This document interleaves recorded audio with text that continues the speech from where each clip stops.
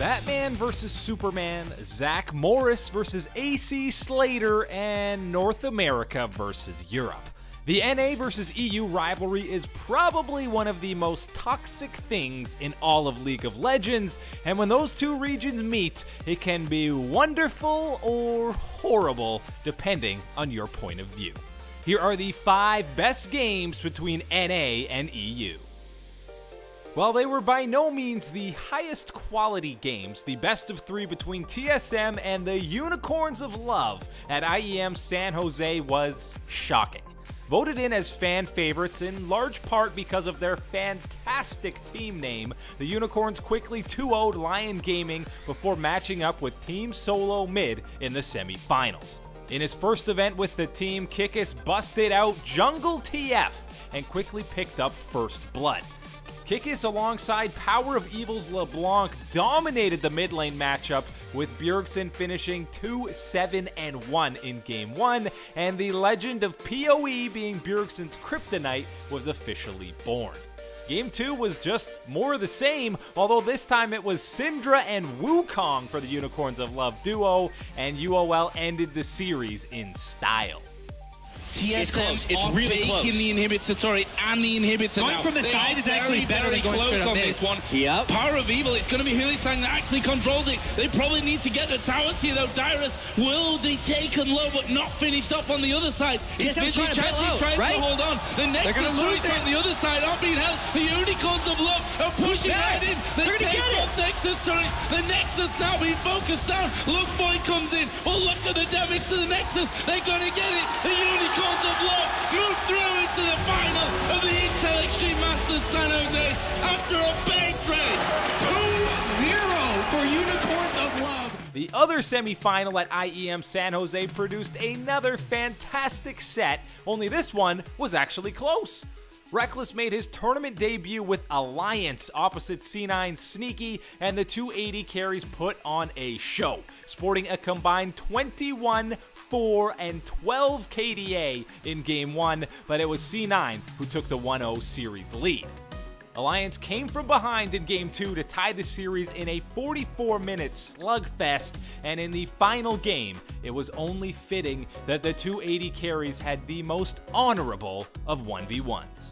Elimination of balls, they've been cut off here. High, sorry, he's going to get caught in towards that bush. Isn't enough. Froggen takes down one, snipes him on. Shockwave lands, good. Shockwave comes out, catches on 3. High, infinite duress on towards him. He'll get taken down, or will he? Shook, has he got enough to take him down? Froggen on the side, he gets sniped off by balls. First thing that I had wanted to point out when they were doing Baron was that Wicked didn't have teleport, so it could have been much worse for Cloud9, but double KO for the 80 carries up top. C9 would take the series 2-1 and win the tournament with a sweep over the Unicorns of Love in the finals.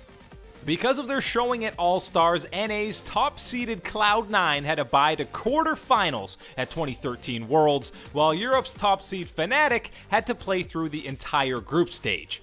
Fnatic finished 7-1 to top their group and met Cloud9 in the round of 8 in the first installment of the C9 Fnatic rivalry. Game 1 saw C9 get out to an early lead, but a wombo combo by Soaz and Yellowstar gave the lead to Fnatic, and they closed it out from there. North America bounced back in Game 2 behind Meteos' Nocturne in another back-and-forth affair to tie things up. To call the third game a shellacking would be putting it politely. Fnatic grabbed the first 18 kills of the match, and a quadra kill by Xpeke's Kassadin ousted C9 from Worlds. The best team in North America only played 3 games total at the World Championship. The MSI 2017 group stage was a wild ride, and one of the wonkiest of them all came between G2 and TSM. At 1-3, the NA Spring Split champs basically needed a win to keep their knockout stage hopes alive. After amassing a 10k gold lead, TSM looked well on their way to tying G2 at 2-3, but after the European champs snuck a Baron to close that lead, they forced TSM into an awkward situation at Elder Dragon.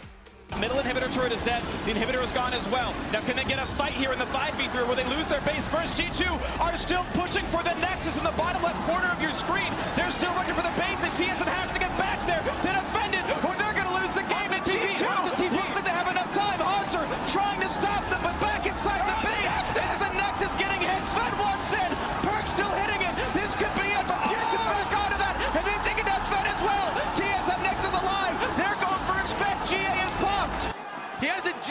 is. He can get back up and try to He's finish flashed. it. Here he goes. They see him. They see him now. Here comes Hanser.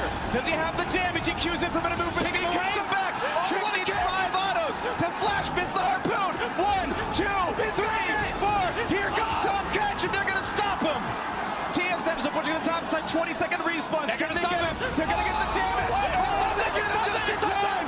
50 minutes in. 15-second death timers. In they go. TSM still against the clock. It's going to be close. I think they have it, though. With the 2 HP Nexus. It's going to be it. The Nexus turret number 2 is down. The Nexus going to fall in TSM. In the strangest game I have cast. Take the win over G2. G2 would get the last laugh as they beat out TSM for the final spot in semifinals and made it all the way to the finals of the event. The very first All-Star event is arguably still the best All-Star tournament to date. NA and EU met in the losers bracket for a best of 3. In Game 1, NA amassed a near 10,000 gold lead, only to almost see it all fade away to a backdoor. Luckily for North America, Expeke wasn't on the EU squad. Soaz is going for the Nexus. He did not die to the card. So can NA get back in time? Does he have the damage? The Merman is there. There's a W. He's trying to get the shots out. Oh, they're going to come back. He's going to go down to minions. There's Tyrus picking up the kill as well. It's so close for both teams. And now Doublelift, while he was split pushing, did not cover the team fight. His rally flag in the bottom lane was correct this time, and maybe he can get the Nexus turret. Game 2 was another back and forth nail biter with the pride of both regions on the line, and it was who else but Doublelift who stepped up. The first lock is to stop some Baron damage. They begin to fight. Big special. The Cataclysm to the backside is right on to Scarra. He is shredding Soaz and Diamond right now. The first kill coming out. Full health to Soaz. They are still going. Doublelift with full health in this fight as Requiem comes down and crashes into safety. And a kill on the yellow beat. Here comes that Guardian Angel. The 1, 2, 3. No, he misses it, but he sticks back in. Another 400 gold. Doublelift is getting a penta. Full kill for this. The 1 kill. Penta for Doublelift. Penta for Doublelift. Wow, what a way to get an ace at the end of a 48-minute game. North America would take a hard-fought series 2-0 before reaching the ultimate prize that NA and EU are both constantly battling over, getting swept by Korea.